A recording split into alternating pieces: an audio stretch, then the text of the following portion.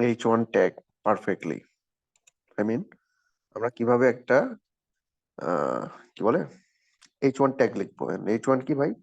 h1 h মানে h1 tag হচ্ছে header. এটাকে হেডার বলে, হেডার ট্যাগ। হ্যাঁ, এখন আমরা একটা দেখেন একটা কন্টেন্টের ভিতরে বা আর্টিকেলের ভিতরে আমরা বিভিন্ন রকম ট্যাগ ইউজ করি। হ্যাঁ, heading tag, sub heading tag. হ্যাঁ, মূলত আপনার হচ্ছে 6 ধরনের হেডিং ট্যাগ হয়। এই দেখেন এখানে ছবিটা দেখেন সবাই। ওপেন ইমেজ, এই দেখেন h1। h1টা হচ্ছে টাইটেল ট্যাগ। h1টা হেডিং 1 বা টাইটেল ট্যাগ নামে পরিচিত। হ্যাঁ, আপনার একটা কন্টেন্ট দেখাই। মনে করেন একটা কিওয়ার্ড লিখে সার্চ দেন, Canon versus Nikon, which one is best. So আমরা ফার্স্ট আর্টিকেলটা ওপেন করি। এখানে আমরা টাইটেল ট্যাগ বা h1 ট্যাগটা দেখবো। হ্যাঁ, টাইটেল বা h1 ট্যাগ। হ্যাঁ, দেখেন আর্টিকেলটা ওপেন করছি।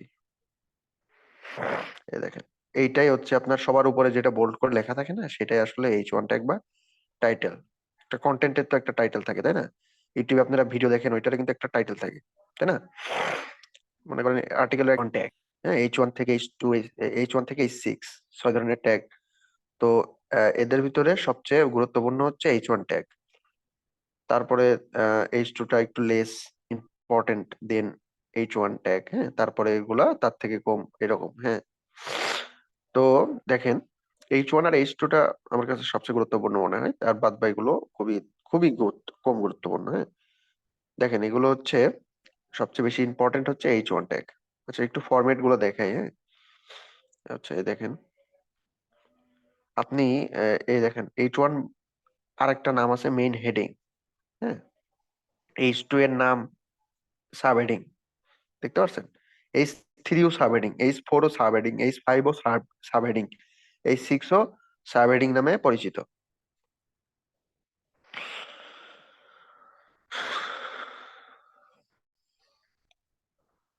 সো এই দেখেন h1, h2, h3 এই ফরম্যাটে করতে হয়। এক দেখেন h1 এর আন্ডারে h2 থাকে, তারপরে h2 এর আন্ডারে h3। হ্যাঁ, h3 এর আন্ডারে h4, h4 এর তারপর হচ্ছে আপনার h2 এর আন্ডারে আপনি h3, h4, h5, h6 add করতে পারবেন। ঠিক আছে, এটা হচ্ছে কথা। আর h4 এর আন্ডারে h5, h5 এর আন্ডারে h6 আপনারা অ্যাড করতে পারবেন। ঠিক আছে, এরকম ভাবে পর্যায়ক্রমে আমরা অ্যাড করতে পারি। মূলত আমরা h1 এর আন্ডারে সবগুলো রাখবো। h2, h3, h4, h5, h6 এগুলো সব দেখা। আমি একটু লাইভ দেখাই, তাহলে আপনাদের একটু সহজ হবে। আমি একটা পোস্ট করে দেখাই। ধরেন একটা পোস্ট আর্টিকেল লিখতেছি। হ্যাঁ, একটা আর্টিকেল লিখবো এখন।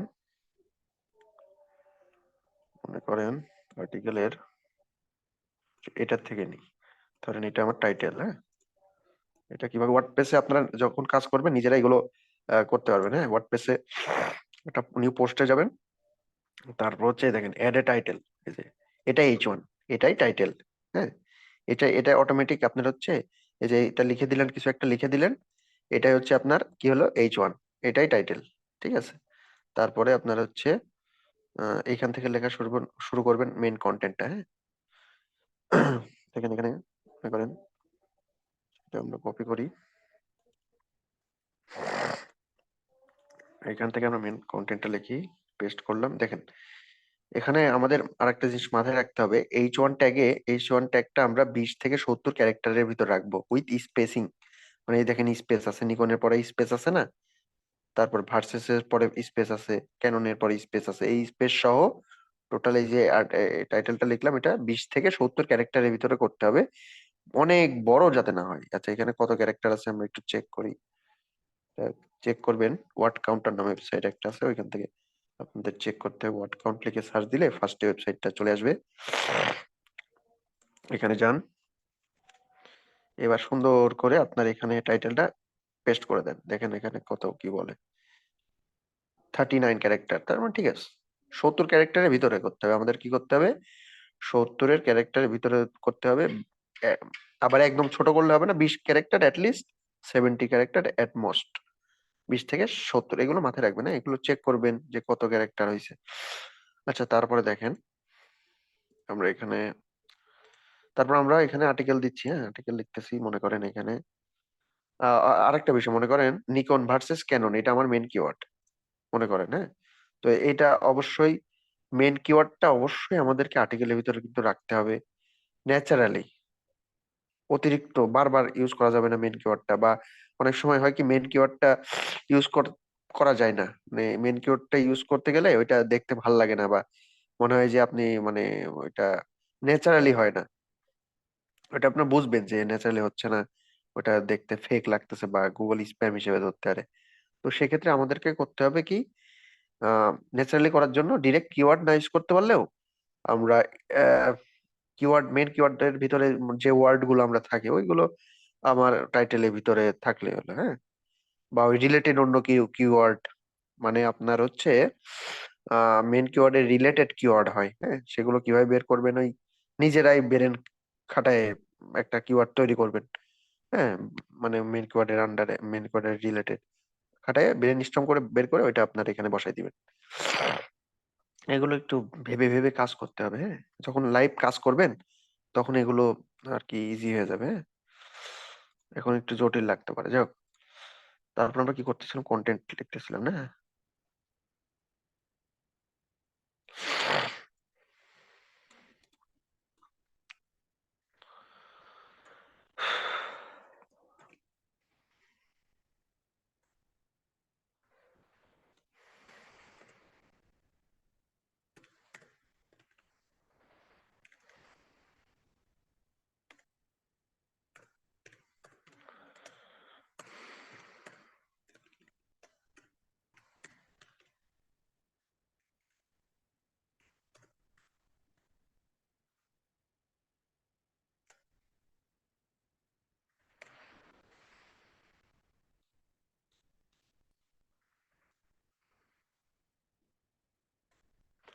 এ দেখেন, মনে করেন এটা আমাদের কন্টেন্ট, হ্যাঁ।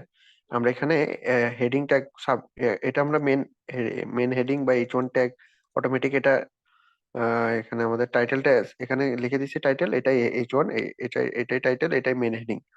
সো তারপর কন্টেন্টের ভিতরে আমরা H2 H3 H4 কিভাবে দিব দেখাচ্ছি। দেখেন এটা H2 H3 H4 এর ভিতরে আমাদের মেন কিওয়ার্ডটা ন্যাচারালি দেওয়ার ট্রাই করবো। যদি না দিতে পারি তখন হচ্ছে আমরা ওই ট্রিক, মানে ওইটা ব্রেন খাটায় আপনার অন্য একটা কিওয়ার্ড বানাই সেটা ইউজ করবো আর কি, হ্যাঁ। রিলেটেড কিওয়ার্ড আর কি, এখানে এলএসআই কিওয়ার্ড রিসার্চ টুল আছে, ওইখান থেকে আপনার বিভিন্ন টুলস আছে, এসইও টুলস আছে, ওইগুলো থেকে আপনার ওই মেন কিওয়ার্ডটা থেকে অনেকগুলো কিওয়ার্ড বের করা যায়, হ্যাঁ। কিওয়ার্ড রিসার্চ টুলে গিয়ে ওইটা সার্চ দিলে সাজেস্ট করে। তো ওইখান থেকে কিওয়ার্ড গুলো এখানে দিতে হয়, ইউজ করতে হয়, এই H2 ট্যাগ গুলো হয়। যাই হোক, এখানে দেখেন আমরা এইটাকে কি দিব বলেন তো, এইটাকে H2 দিব, কারণ অলরেডি তো আমরা একটা H1 দিছি, হ্যাঁ। তারপর হচ্ছে আমরা কন্টেন্ট লেখা শুরুর থেকেই, মনে করেন এখান থেকে কন্টেন্ট লেখা শুরু হয়েছে, তো এখানে আমরা এটাকে H2 দিয়ে দেবো। কিভাবে, প্যারাগ্রাফে যাবেন, হেডিং এ ক্লিক করেন, দেখেন অটোমেটিক, আচ্ছা সম্পূর্ণটাই নিয়ে নিয়েছে, এটা কিন্তু একটা সমস্যা। এটাকে আমরা এই যে জাস্ট এইটুকু H1 হবে, H2 হবে, হ্যাঁ। বাদ বাকিটুকু H2 হয়ে গেছে। তো আমরা এটাকে প্যারাগ্রাফ করে দেবো, দেখেন কিভাবে করি, প্যারাগ্রাফ করে দিলাম। আচ্ছা, এটা ঝামেলা করে অনেক সময়। এটার জন্য কি করবেন, আপনার H2 যেটা দিবেন ওইটা দেওয়ার পরে একটা ইন্টার দেন, তারপরে এটাকে দেখেন কি করি, এটাকে আমরা হেডিং দিয়ে দিই, হয়ে গেছে। সরি, এভাবে রাখেন, হ্যাঁ। এভাবে, হ্যাঁ। তো এখানে আপনার একটা ছবি দিয়ে দিতে পারেন, সরি,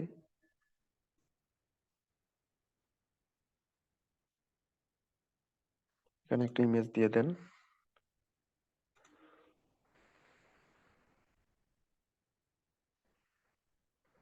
বা এখানে দেওয়ার দরকার নেই, এখানে ইমেজ বাদ দেন, এভাবে এটা এখানে এভাবে রাখেন। সেই এখানে অটোমেটিক একটা ইমেজ নাকি হয়ে গেছে। সো এ দেখেন এখানে H2 দিলাম, পরেরটা এটাও a brief, a very brief story, এটাও আমরা দেখি এটার,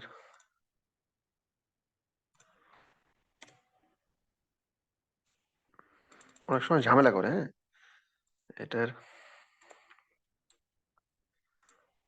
আমি এটা বুঝলাম না, এটা কি কারণে এটা ঝামেলা করতেছে। স্পেসিং এটা এখানেই করলে আবার ঝামেলা করতেছে। যাক, এভাবে দেখি আপলোড করে কি হয়, পাবলিশ করে দিই। মানে এভাবে আর কি করতে হয়। হ্যাঁ, আপনার যেহেতু আপনি কন্টেন্ট রাইটার না, এগুলো আপনারা কন্টেন্ট রাইটার, আপনার হচ্ছে এই ট্যাগ গুলো বসাই দেয়। হ্যাঁ, যাই হোক, আপনাদেরও জানতে হবে।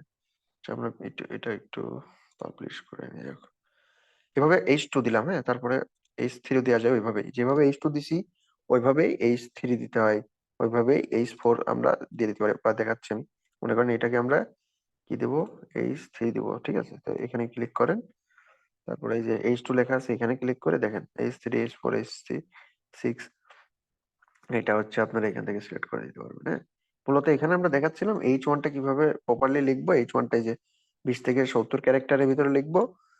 আর হচ্ছে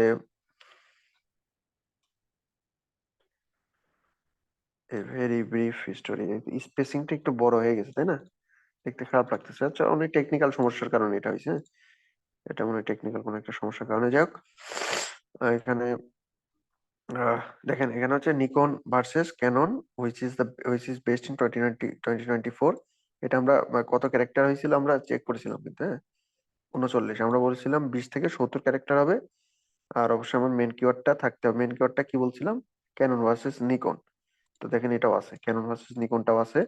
অনেক সময় আমরা কিওয়ার্ড না অ্যাড করতে ডিরেক্টলি, মনে করেন একদম হুবহু মেন কিওয়ার্ডটা আমরা এখানে অ্যাড করতে পারবো না, আর সামনে ইউজ করতে পারবো না অনেক সময়, তখন আমরা লাস্টের দিকে আমাদের মেন কিওয়ার্ডটা দিতে পারি। তারপর হচ্ছে মেন কিওয়ার্ডটা আমরা মিডিলেও দিতে পারি, বা মেন কিওয়ার্ডটা এক্স্যাক্টলি না বসায় ওইটা রিলেটেড কোন একটা কিওয়ার্ড আমরা এখানে ইউজ করতে পারি। হ্যাঁ, বা মেন কিওয়ার্ডের রিলেটেড কিওয়ার্ড না ইউজ করতে পারলেও মেন কিওয়ার্ডের ভিতরে যেই লেখাগুলো আছে ক্যানন, নিকন, এই ওয়ার্ড ইউজ করতে পারি। এইভাবে করে করে কাজ করতে হবে, কিন্তু ব্রেন স্ট্রং করতে হবে প্রচুর। ঠিক আছে, সো এটাই। তারপর হচ্ছে সো H1 এভাবে লিখে। হ্যাঁ, H1 এ অনেক গুরুত্বপূর্ণ একটা কন্টেন্টে। আর আরো কিছু কথা মাথায় রাখেন, আপনার ওয়েবসাইটে যেন ডুপ্লিকেট H1 না থাকে। হ্যাঁ, এটা আপনার বিভিন্ন টুলস দিয়ে চেক করবেন। ফ্রি টুলস আছে একটা, স্ক্রিমিং ফ্রগ, ওটা ডাউনলোড করে নিবেন। ওইখান থেকে আবার এইগুলো এসে অডিট করলে তখন হচ্ছে চেক করা যায় আপনার হচ্ছে H1 ডুপ্লিকেট আছে নাকি। যদি থাকে ওইগুলো চেঞ্জ করে দিতে হয়। হ্যাঁ, প্রত্যেকটা ওই ইউআরএল আপনাকে দিয়ে দিবে ওই টুলস, যে কোন পোস্টের কোন আর্টিকেলের আপনার হচ্ছে ডুপ্লিকেট হয়েছে, ওইগুলো আপনি ওইখানে ওই আর্টিকেলটা ওপেন করে ওইখান থেকে এডিট করে দিতে হবে। ঠিক আছে, H1 ট্যাগ ডুপ্লিকেট হলে সমস্যা, আবার মাল্টিপল হইলেও সমস্যা। মানে H1 হচ্ছে আপনি একটা ওয়েবসাইটে হচ্ছে কি বলে, একটা আর্টিকেলের ভিতরে মাল্টিপল H1 হইলেও কিন্তু সমস্যা।